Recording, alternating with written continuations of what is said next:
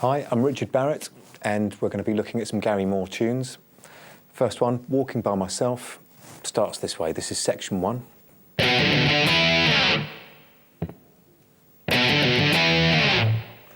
As you can see, that's the same thing twice with a pause in between. We're starting with the 7th fret of the low E string, then the 5th fret of the A string, the 5th string, then the same again, like that. Then up to an E5 or E power chord, which is A7, D9 and G9. Hit that chord and then slide it off to stop. Then simply repeat that. Now section 2 is a very short section actually, it goes like this. We're playing a double stop on the 9th fret of the G string and the B string, starting with the guitar's volume right down. Strike the notes, fade them in, and slide them down. I'll just demonstrate that again slowly. Now we're going to move on to section 3, which is basically the verse, using the same riff as the intro without a slide off that E5 power chord. Okay, then the same again. Then a kind of accidental noise sliding down the E string, followed by, again. Now, there's a different part. That's A on the 2nd fret, then open, low E on the 3rd fret, then open. Okay, next part. That's the G on the 12th fret and the B on the 12th fret, so that's a double stop. You hit that twice. But as well as that, bend it slightly sharp, about a quarter of a tone. Okay, final part of this section, which is a B7 sharp 9 chord. It's the 14th fret of the A string, 13th fret of the D, 14th fret of the G string, and the 15th fret of the B. The 2 E strings are muted either by your thumb or fingers, and then it's a triplet pattern, so there's 6 hits basically. Okay, so that was sections 1 to 4, basically.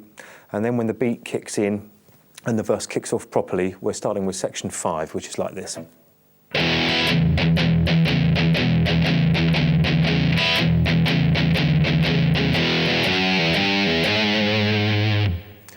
So we're looking at a kind of boogie-woogie pattern here, using basically an E5 power chord and an A5, going up to a B.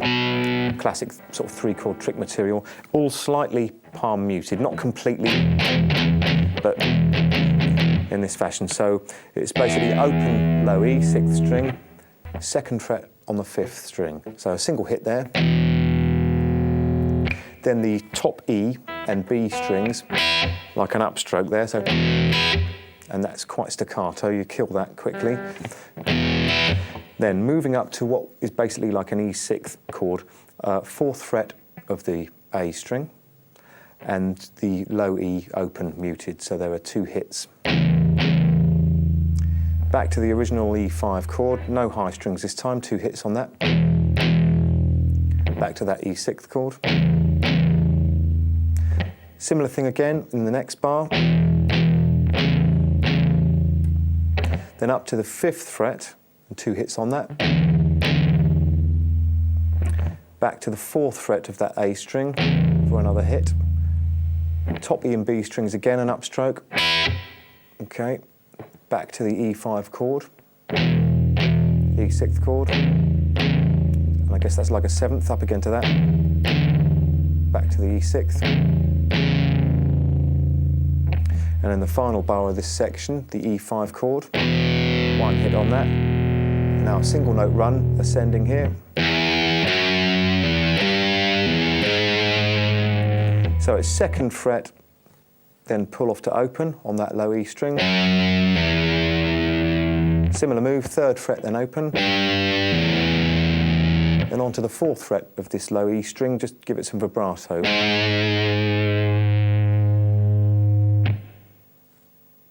Right, we're ready to move on to section 6 now.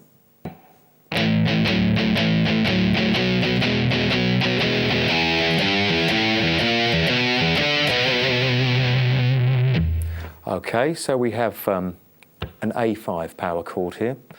and that's the open A string, and the second fret on the D. Palm muted again lightly, 2 hits. Then up to what's basically an A6 chord, 2 hits on that, 4th fret of the D string and open A string. Back to the original chord, back to the A6 chord. And then in what is basically taking that pattern up 2 frets, we're starting with a B5 power chord, 2nd fret on the A string, 4th fret on the D string. And then I prefer to use my little finger to stretch up for the 6th fret of the D string, and again the 2nd fret of the A string. Back to the original chord, then up again. I'll recap that last B for you. Okay, then the ascending run at the end, 2 on the low E, 3rd fret on the low E, bent up a quarter tone, then pull that off to open, 5th fret on the low E, pulling off to open,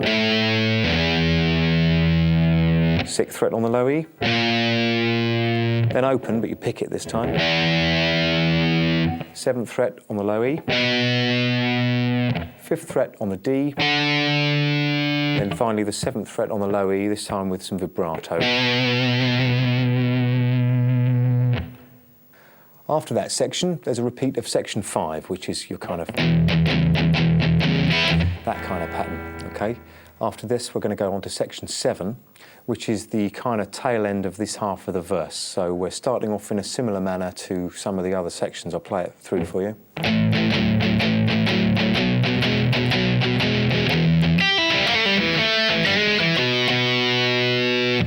So we're starting with that A5, A6 type chord arrangement,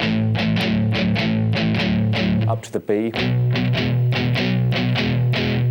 E power chord, then there's a single hit on the low E, and a short kind of open position lick here on in the blues scale, 3rd fret of the top E string, pulling off to open, skip over the B, then it's the G string open,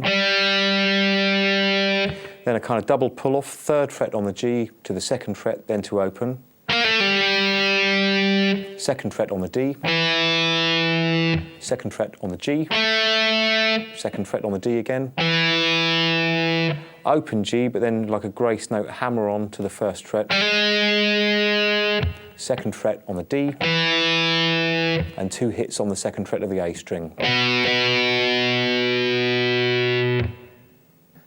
Section 8.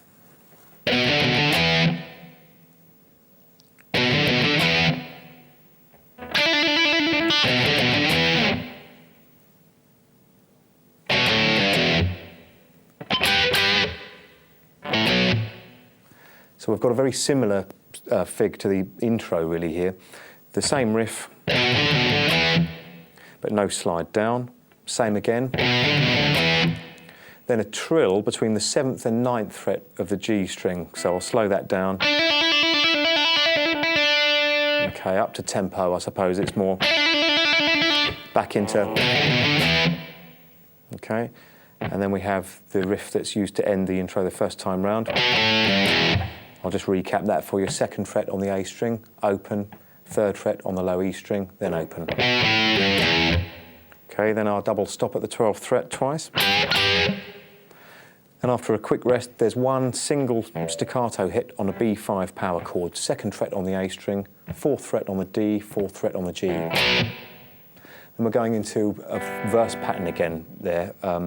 So it's as section 5 really.